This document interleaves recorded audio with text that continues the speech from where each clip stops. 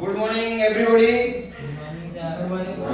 अच्छा खाता कलम समस्त बाहर करछो वर्तमान हमें आज एई तमरो टेस्ट रो संबल ओ तार विकास विषय आलोचना करिया। प्रीवियस क्लास रे हमें आलोचना करिथिले जे संबल कोन संबल केमिति प्रत्यक्ष बा परोक्ष भाव रे हमरो कार्य संपादन करूची। संबल को आधार करिकि हमें दैनंदिन जीवन यापन केमिति सुचारू रूपे करूची ए विषय हम आलोचना करिथिले। प्रीवियस क्लास करथिले ना नै ताले प्रथमे त हमें देखिबा संबल काहा को कहंती।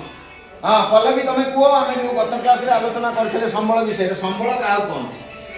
प्राकृतिक परिवेश हेतिबा पदार्थ जोंतरे मनुष्य प्रत्यक्ष व परोक्ष भाबे उपकृत होताय ताहाकू संबल कहते। हां धन्यवाद। देखो पल्लवी अति सुंदर भाबे कहला जे संबल कोन संबल कहले हमें कोन बुझू हैला ताले आ पर होची बस तापरे संबल काहा ऊपर आधारित संबल रो वैशिष्ट्य कोन मु प्रीवियस क्लास रो टिके आलोचना कर दो तापरे हमें टॉपिक की पड़ जीवा हैला।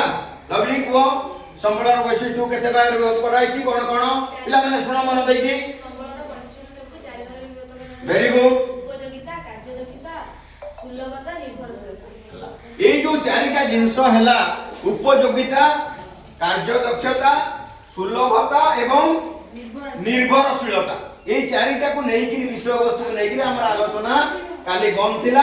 आज सेउठु हमें आगु को जिबा।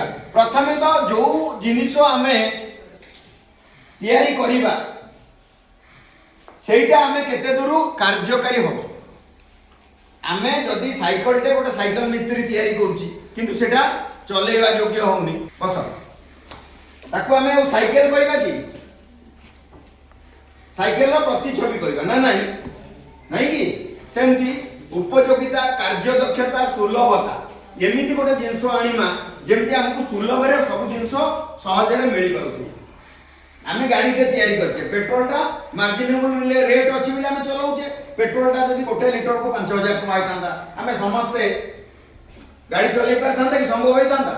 तेनु सेटा सुलभ भाव में हमर मिलवा दरकार आ सेटा प्रॉपर यूटिलाइज होउथिबो एवं तार जो यूनिट प्रोडक्शन होबो सेटा भी एमिति भलो भाव में हेई पाइबो एवं ताकू सुलभ भाव में मिली पारिबो एवं आ गोटे जिंस होला तार गोटे कोन आसीबो परिवर्तन आसीबो।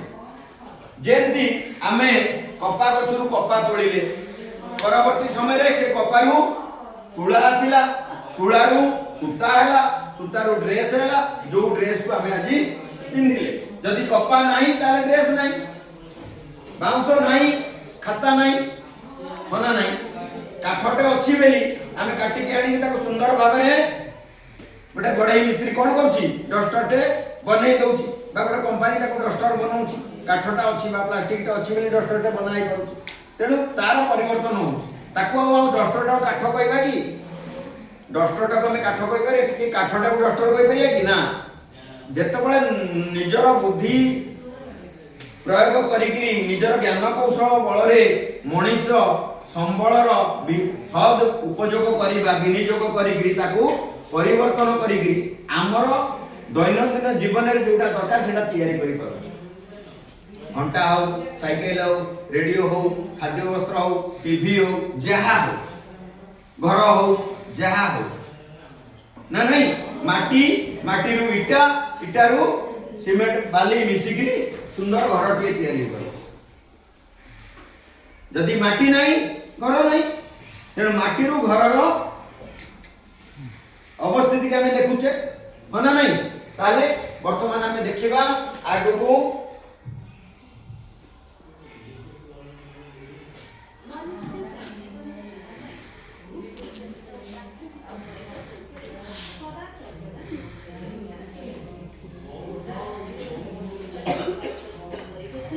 विभिन्न प्राकृतिक वस्तु को प्रत्यक्ष व परोक्ष भावे विनियोग करी से तार जीवन यापन आवश्यकता पूर्ण करता है।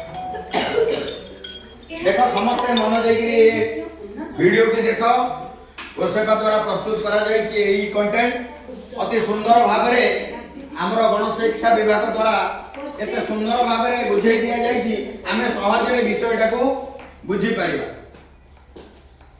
उदाहरण स्वरूप काठरू काठ उपकरण, लुगारू सूता, सूतारू लुगा, खनिज पदार्थरू विभिन्न यंत्रांश और गृह उपकरण इत्यादि प्रस्तुत और व्यवहृत जोटा ठीक आगु मु कहली ना नहीं तेणु एटा ही परिवर्तनशीलता से उत्पादित उत्पाद गुड़िक अधिक मूल्यवान होता है। प्राकृतिक परिवेश मध्य अव्यवहृत किंबा अज्ञात होई रहिଥିବା पदार्थ संबल रूपे विवेचित होई। बस एई गोटे जिंस देखो जे जो गुडी का परिवेश मध्य अव्यवहृत बा अज्ञात अवस्था रे अछि ताकू हमें संबल बोली कहि परिबानी। आ तळे भी तेल थाई पारे किंतु आमे जानिने अज्ञात अछि किंबा ताकू कोनोसी व्यवहार लागिनी जोटा हमर व्यवहार दैनंदिन जीवन रे कार्य रे न लागुची ताकू आमे संबल बोली कहि परिबा नै। को संबल जिए हमर दैनंदिन जीवन रे हमर उपकार साधन करूची हमर समाजर कल्याण करूची ताकू ही आमे संबल बोली कहिबा। मनुष्य तार संधान विभिन्न कार्य रे विनियोग कले ताहा संबल रूपे विवेचित होइଥାଏ। जेते प्रकार खनिज पदार्थ अछि मनुष्य कोन करूची तार संधान करूची ताकू उत्तोलन करूकी कामरे लगौची कल कारखाना माध्यम। अच्छा पिला माने आमे जो संबल विषय अति सुंदर भाबे आलोचना कले ताकू नै किछि प्रश्न कार्यक्रम अछि से प्रश्न उत्तर कार्यक्रम रे आम भितर आलोचना करिबा। जो प्रश्न गुडा आसुची संबल को नै प्रथम प्रश्न अछि जे संबल रो केउ केउ विशेषत्व रही आमे जानिचे आलोचना भी करिचे प्रीवियस क्लास रे लवली सुंदर भाबरे कहितिला संबल रो विशेषत्व कोन केते प्रकार रो कोन कोन कहैतिला। वर्तमान खंडेई क संबल रो केउ केउ विशेषत्व रही संबलर विशेषत्व गुडिक होउची उपयोगिता, कार्यदक्षता, सुलभता, परिवर्तनशीलता। चारिटा मन रहिला उपयोगिता, कार्यदक्षता, सुलभता और परिवर्तनशीलता। दस धन्यवाद। तापरे हमें तार द्वितीय प्रश्न को जिबा। हमर प्रश्न संख्या 2 रे अछि प्रकृति अनुसार संबल केते प्रकार ओ कोन कोन हैला। प्रकृति अनुसार संबल को जो भाग भाग करा आइछि हैला मालिकाना अनुसार प्रकृति अनुसार तेन प्रकृति अनुसार संबल केते प्रकार ओ कोन कोन वर्षा को वेरी गुड वेरी गुड तीन प्रकार नै कि प्रकृति अनुसार गोटे बस बस प्राकृतिक संबल, सांस्कृतिक संबल आ गोटे मानव संबल। तापरे प्रश्न संख्या 3 की हमें आसिले प्रश्न संख्या 3 रे अछि दुईटी नवीकरण अयोग्य संबल उदाहरण दियो।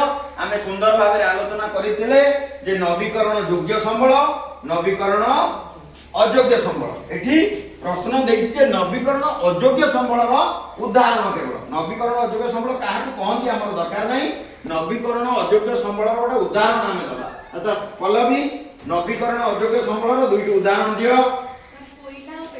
धन्यवाद। अच्छा से जहा कहला ठीक तो हां बहुत बहुत धन्यवाद बस।